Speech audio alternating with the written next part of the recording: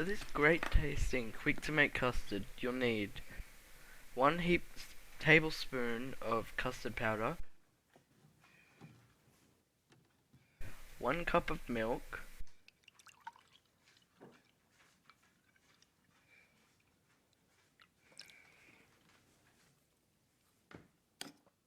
and 1 tablespoon of sugar.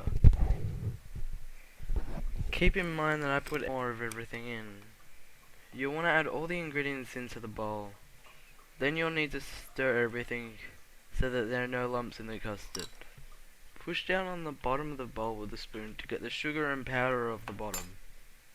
Put it in the microwave for 2 to 3 minutes, depending on your microwave, although it doesn't matter. Don't worry about the lumps in the custard. This is because you hadn't stirred out the last bits of powder, but don't worry, everything tastes great anyway.